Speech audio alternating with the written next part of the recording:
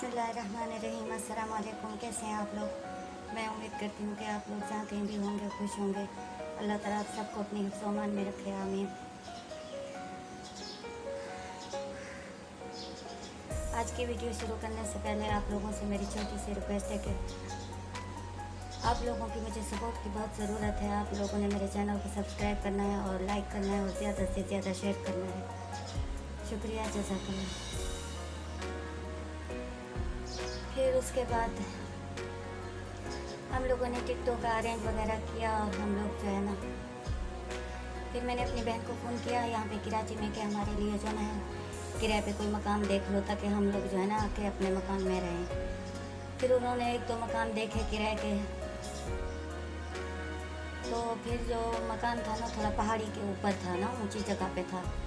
तो हम लोग जब भी उस पर मकसद आना जाना करते थे कभी कभार, तो बहुत ज़्यादा मकसद मैं एक तो बीमार थी और मुश्किल हो रही थी मुझे ना उतरने से चढ़ने से, तो इस तरह से काफ़ी परेशानी हो रही थी मुझे।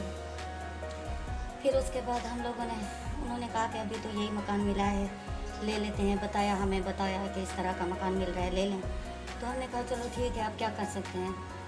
फिर हम लोग आ गए। हमें रिसीव करने के लिए एयरपोर्ट पे सभी लोग थे। कुछ हमने सामान जो है कार्गो करा दिया था वहाँ से, जो हमारा ज़रूरत का था, जैसे वॉशिंग मशीन वगैरह और बाकी ज़रूरत की चीज़ें हम लोगों ने वहाँ से आने से पहले कार्गो करा दी थी। फिर जो साथ में लेके आ सकते थे वो भी लेके आ गए। और काफ़ी फ़र्नीचर वगैरह जो हमने बनाया हुआ था वहाँ पे, वो तो ज़ाहिर बातें नहीं लेके आ सकते थे, वो वहीं पे छोड़ना पड़ा हमें। और मेरा बेटा भी वहीं पे रुक गया था क्योंकि उसका इकामा नहीं बना हुआ था, उसका ख़त्म हुआ था। तो कफ़ील उसको नहीं आने दे रहा था। उसने कहा पहले इकामा बनवाएगा, न्यू करवाएगा, फिर आने दूँगा। तो फिर मैं और मेरे मियाँ और मेरे 3 बच्चे मेरे साथ आ गए। फिर हम लोग अपनी बहन के घर चले गए। वहाँ पे उन्होंने हमारे लिए खाना वगैरह बनाया हुआ था, वो हम लोगों ने खाया। फिर शाम होने लगी तो मैंने बहन को बोला कि भाई चलो अब हमें जो है ना मकान दिखाओ किस तरह का है, ताकि हम लोग जो है ना अपना सामान वहाँ पे रखें, ताकि हम लोग वहाँ पे शिफ्ट हो सकें। फिर हम लोग आए, कुछ बल्ब पंखे वगैरह ये चीज़ें नहीं थी, फिर वो ली, फिर वो लगवाए, सब कुछ अरेंज किया। फिर उसके बाद ऐसे रिश्तेदार मिलने के लिए आते रहे, पूछते रहे क्या हुआ भाई, कैसे, हाँ भाई ये हालात ख़राब हुए तो कम से कम कोई मकान वगैरह आप लोग ले लेते या कोई प्लाट वगैरह ले लेते। तो इतना तो था नहीं हमारे पास कि हम लोग कोई मकान ले लेते या प्लाट ले लेते या कुछ कर लेते। तो फिर तकरीबन हम लोग उस मकान में जब आए तो हम 15 दिन वहाँ पे रुके उस मकान में, क्योंकि पानी का भी मसला था ना कोई, यानी बच्चों को तो बिल्कुल अजीब लगता था कि भाई हम बर्तन कैसे धोएं, वो जैसे बड़ा टैंक बना हुआ था वहाँ से पानी भरना पड़ता था। तो बहुत ज़्यादा मुश्किलें हमें आई वहाँ पे। फिर मैं भी ज़्यादा नीचे नहीं आ जा सकती थी, तो मसला था। फिर और जगह पे मकान देखा, फिर वहाँ पे तकरीबन हम 7-8 माह रहे, 2 कमरे थे। फिर मेरा बेटा नहीं आ रहा था, फिर उसका मसला हो गया। फिर उसके लिए मेरे मियाँ ने कुछ अपने दोस्तों को कहा कि भाई इसकी मदद करो, इसकी हेल्प करो ताकि ये आ सके। फिर जैसे कैसे करके वो भी आ गया मेरा बेटा।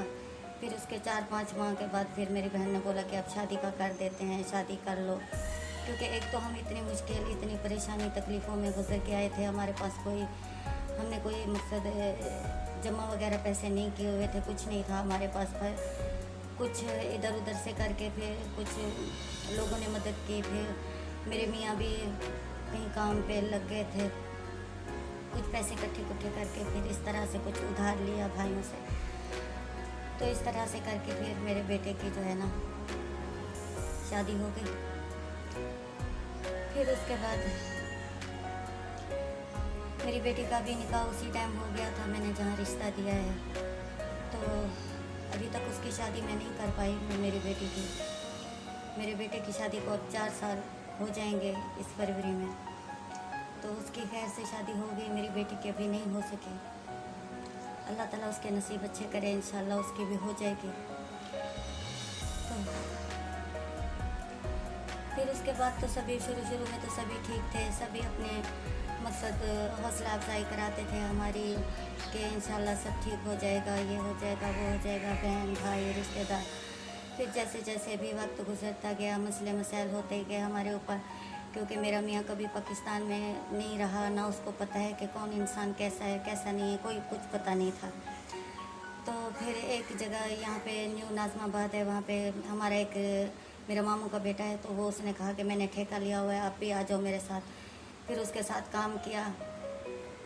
फिर वहाँ पे भी नुकसान आ गया मेरे मियाँ को, क्योंकि जहाँ से रोड़ी वगैरह उठाते थे, कुछ वो सामान वगैरह लेते थे, तो उनका काफ़ी पैसा बन गया। फिर वो कंपनी वालों ने बोला कि भाई हमारा जो है ना, हमें भी नुकसान आ गया है कंपनी में, तो हम लोग आपको पेमेंट नहीं कर सकते, तो आप जो है ना, आपको कुछ भी करें हम नहीं कर सकते।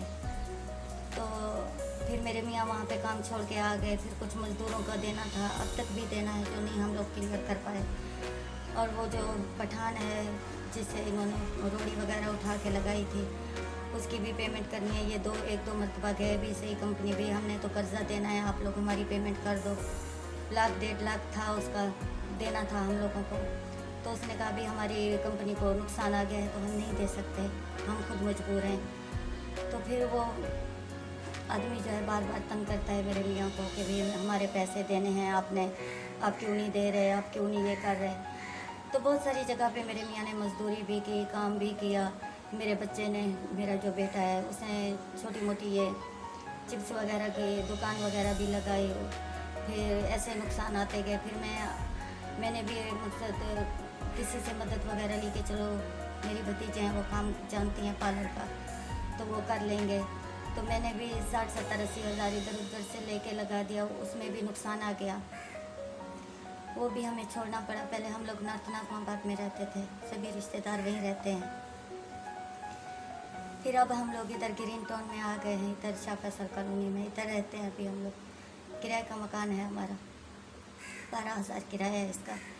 मेरे मियाँ भी अक्सर बीमार रहते हैं, उनको गठिया की तकलीफ़ है, तो उनके जोड़ों में दर्द रहता है। और मेरा बड़ा बेटा काम करता है और मेरी बेटी भी काम करती है, उसको भी 8-9 माह हो गए हैं। अब मैं चाहती हूँ कि भाई मैं मेरी बेटी की शादी करना चाहती हूँ।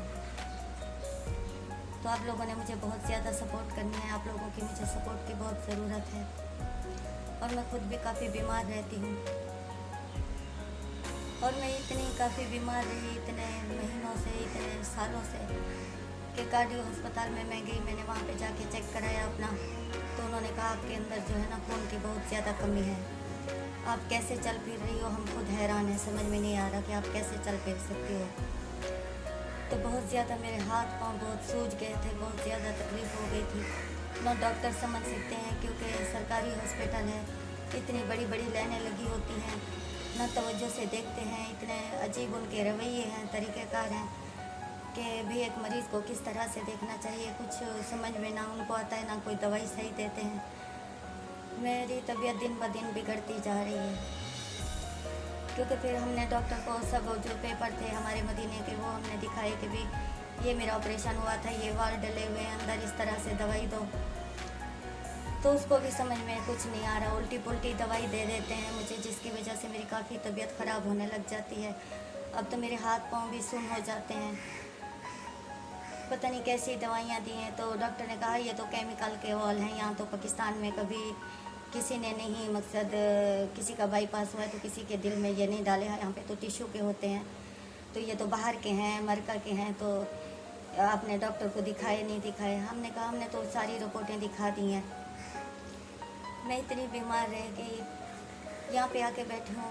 मेरे भाई भी कभी कोई यानी मैं आता नहीं है कि भाई चलो हमारी बहन है बीमार रहती है, चलो उसको हम लोग पूछने के लिए चले जाएं या कुछ। बस यहाँ पे आके देखा है हमने कि जिस इंसान के पास कोई अमीर है इंसान, तो उसकी लोग इज़्ज़त भी करते हैं, मकसद उसके साथ रिश्ता भी रखना चाहते हैं।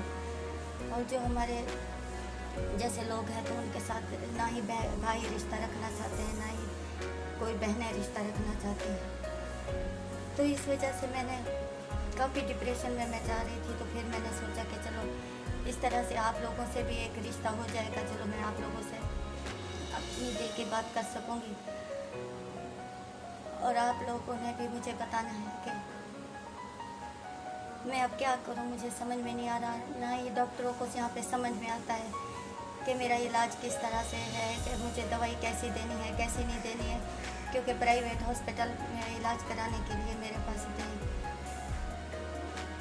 मेरे पास मकसद फुर्सत नहीं है, कोई है नहीं कि मैं अपना इलाज प्राइवेट में करा सकूं। तो बस आप सब लोगों ने मेरे लिए दुआ करना है कि अल्लाह ताला मुझे सेहत याब करे और मैं अपने बच्चों की शादी देख सकूं और अपनी बेटी को अपने घर का कर दूं। तो आप लोगों की सपोर्ट की मुझे बहुत ज़रूरत है। आप ज़्यादा से ज़्यादा मेरी वीडियो को शेयर करें और मेरी वीडियो को ज़्यादा से ज़्यादा लाइक करें। अब ये जब बातें याद आती हैं तो बहुत ज़्यादा दुख होता है, तकलीफ़ होती है।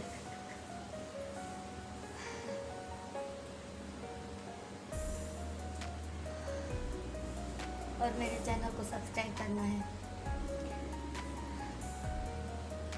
मेरी ये मजबूरी थी चैनल बनाने की, तो मैं काफ़ी ज़्यादा मतलब घर में बैठ के बहुत ज़्यादा सोचती रहती थी कि ये काम कैसे होगा। इसे बेशक अल्लाह ताला करने वाला है, अल्लाह ताला ही सबके वसीले बनाता है और इंशाल्लाह अल्लाह ताला भी आसानी करेगा। वो कहते हैं ना, मुश्किल के हालात पहले खुशियाँ थी, तो अब अगर अब दुख आ गए तो अल्लाह ताला आगे चल के भी खुशियाँ देगा इंशाल्लाह। लेकिन ये दुख तकलीफ़ देखने के बाद ये ज़रूर पता चला है कि जब इंसान के ऊपर ऐसा वक्त आता है तो सबसे पहले अपने ही पीछे हो जाते हैं। बस इस चीज़ का मुझे बहुत दुख है, क्योंकि जब हम लोग मदीने में रहते थे तो सभी लोग फ़ोन करते थे, मेरी भांजियाँ कैसी हैं, मेरी बेटियाँ कैसी हैं, मेरी फलानी कैसी है, मेरी ये कैसी है, मेरी वो कैसी है। अब कोई पूछता तक भी नहीं है। अब सबको एतराज़ होता है हमारे रहने सहने पे, हमारे पर्दा पे, हम कहीं आते जाते क्यों नहीं है, ज़्यादा किसी से मिलते क्यों नहीं है। इन चीज़ों पे सबको अब तकलीफ़ होती है कि ये तो इतने हैं, वो सैयद हैं, इतने पर्दे वाले हैं, उनकी बेटियां ऐसी हैं वैसी हैं। तो अब वीडियो भी काफ़ी लंबी हो गई है, मैं आप लोगों से इजाज़त चाहती हूँ। इंशाल्लाह फिर कल मिलेंगे, ज़िंदगी ने वफा की तो। अल्लाह ताला आप सबको अपनी हिफ्ज़-ओ-अमान में रखे। अल्लाह ताला मेरे बच्चों को, मेरे घर को अपनी हिफ्ज़-ओ-अमान में रखे और अल्लाह ताला आप सबके बच्चों को भी अपने हिफ्ज़-ओ-अमान में रखें। मिलते हैं कल इंशाल्लाह। तब तक के लिए अपनी बहन को इजाज़त दीजिए और मुझे दुआ में याद रखिएगा। अल्लाह हाफ़िज़।